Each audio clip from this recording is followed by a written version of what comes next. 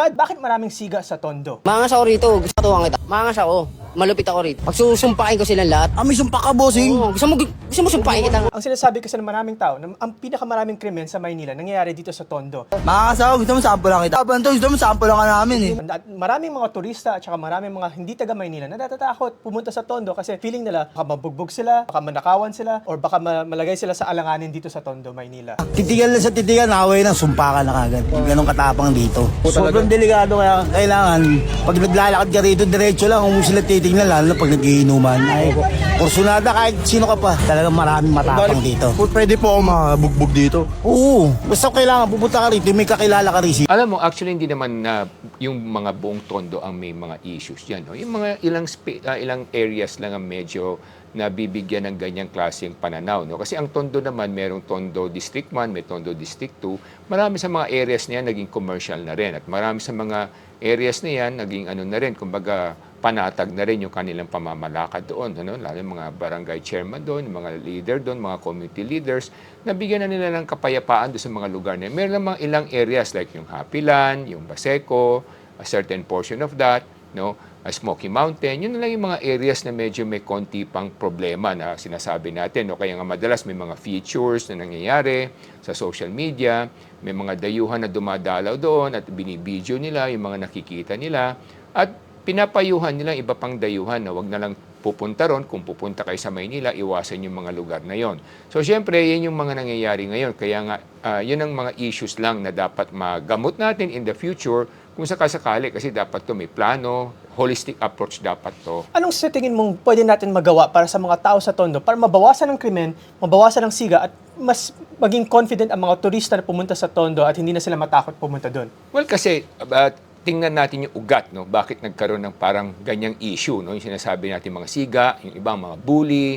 sinasabi nila mga kriminal na maraming nagtatago doon, no? Kasi nga una, ang Tondo kasi, yung areas na nabanggit ko, yung Happyland, Smoky Mountain, sa Baseco, kasi sobrang sikip ng lugar, sobrang liit ng lugar sa dami ng tao. No? So there's so many people there, napakaraming tao nagsisiksikan sa isang napakaliit na lugar. So yun ang unang numero unong issue doon. Kaya nga sa sobrang sikip niya, tapos sa dami ng tao, nahihirapan yung mga law enforcers o yung mga police o yung mga barangay chairman o mga leaders ng community na nabigyan ng sapat na atensyon kasi nga para ang hirap puntahan tapos ang sikip pa. So yun ang unang dahilan. Pangalawa, bakit ba nagkaroon ng mga ganyang sitwasyon? No? Kasi karamihan niyan, kung titingnan mo, yung mga simula niya, mga ugat niyan, karamihan diyan nanggaling rin sila sa mga karatig probinsya, no? Na napunta rito sa Maynila, napadpad dito sa Maynila nung unang panahon. At dahil sa wala silang matirhan at wala silang mapuntahan, tumira sila sa mga maliliit na lugar, nakipagsiksikan sila sa mga taong diyan kasi nga karamihan sa kanila naging biktima din, no? Yung mga naging biktima sila ng mga ibaring tao, naloko sila. So kaya sila naging siga o naging bully kasi nga sa hirap ng buhay na dinanas nila, naging matigas sila, kaya tinatawag silang parang siga, no? Pero actually when you say siga, maraming klaseng siga, no? Hindi lang yung sinasabi natin siga na matapang siya. Meron namang siga na bully talaga, no? Iba pa yon. Iba yung matapang na siga, iba yung bully na siga, no? Yung siga na matapang siguro dahil nga marami siyang dinaanan na pagsubok sa buhay at maraming kahirapan na dinaanan kasi nga napakahirap kumuha ng trabaho sa Tondo, no? Saka kakaunti ang negosyo doon. So siyempre, nahihirapan sila at yung iba naman sa kanila na bilanggo, nakulong, kaya may mga criminal record, kaya hindi rin sila makapaghanap buhay na maayos. So yung mga siga na dumaan sa hirap, matapang lang sila. So yung pangalawang siga naman, yung siga na bully, yun naman ang medyo mali na talaga, no? Kasi nga mali na because nambubuli sila, no? Nananakot sila ng kapwa, nangaapi sila ng kapwa, at kadalasan involved sila sa mga illegal na negosyo, may mga droga, may pasugalan, kung ano-ano pa. So yan yung mga siga na bully na dapat mabigyan din ng tamang atensyon ng pamahalaan na matulungan sila makaangat sa buhay. Kasi nga dapat holistic approach yan, no? Kung tayo ang tatanungin, dapat yan gawa ng O-plan yan, no? You create a team, bumuo ka ng isang koponan na aasikasuhin talaga yung kanilang kapakanan, no? So let's say tawagin natin O-plan POSA. Ibig sabihin yan, positive attitude building development. No? So kinakailangan yung attitude ng mga tao, matulungan natin mabago. Una, bigyan natin sila ng self-respect. No? So para magkaroon sila ng self-respect, dapat bigyan natin sila ng kaalaman na magagamit nila sa hanap buhay na magbibigay sa kanila ng magandang kabuhayan. So dapat yan, i-identify natin sila, ilista natin kung sino sila, tapos i-training natin sila. It has to be a holistic and dedicated approach. Kinakailangan ma-train sila na maging mas magaling na individual or mamamayan na makakatulong sa lipunan. Bigyan natin sila ng self-respect. Pangalawa, hanapan natin ng trabaho o kabuhayan.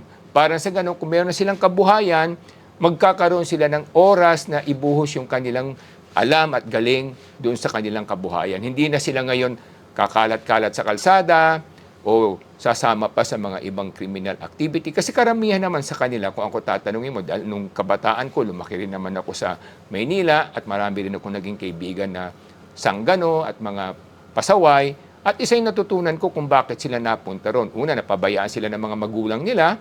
Kasi yung mga magulang nila siguro may problema rin o hiwalay sa asawa o naiwanan sila.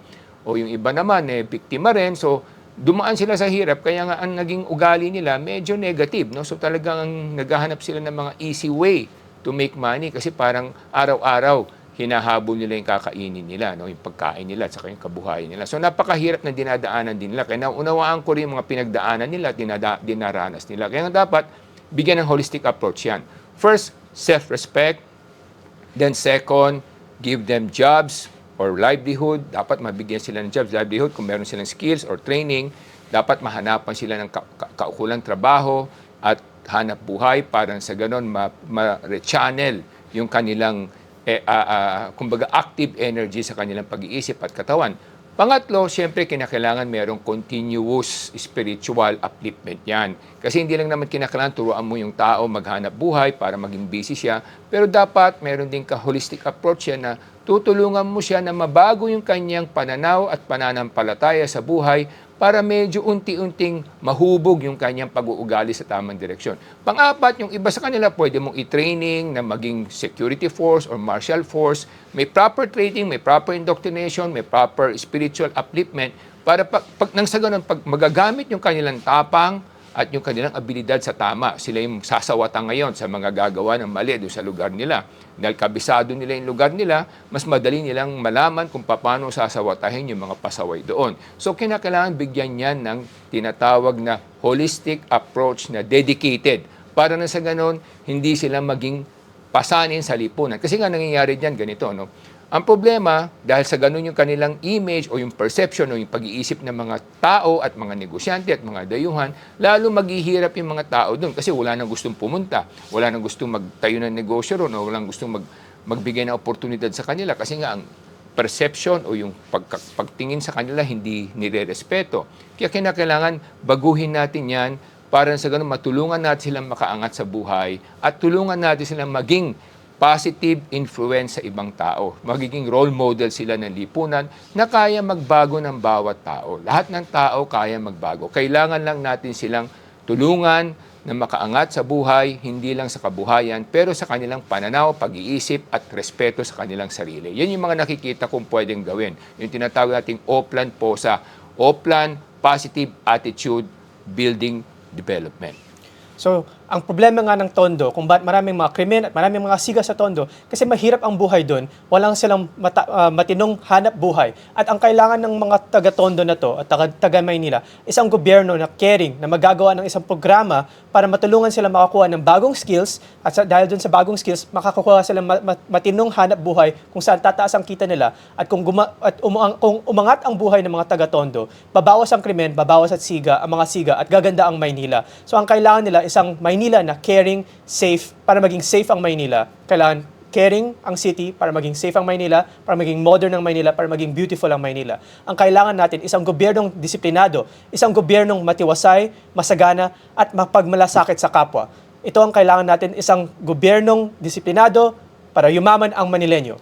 Kami naniniwala na bawat Manilenyo, na bawat tinatawag natin mga siga o bully sa Tondo, meron pa ring kabutihan yan sa kanilang puso. Ang kailangan lang nila mabagyan sila ng tamang gabay, tamang direksyon, tamang pagkakataon, at tamang pangunawa para sa ganun matulungan silang makaakyat sa buhay at makaahon. Alam natin na hindi lahat mabibigyan ng pagkakataon. Alam natin na hindi lahat gusto magbago. Pero kung mababawasan natin yan, maaring yung mga natitira, mas madali nang supilin, mas madali nang sawatahin, at mas madali nang disiplinahin. Kaya yun ang sinasabi natin, kailangan natin isang disiplinadong gobyerno para yumaman ang Manileño. Ako po ay si Solomon Sai, ang inyong kuya ng bayan. Ako naman si Michael Sai, ang iyong dad ng bayan.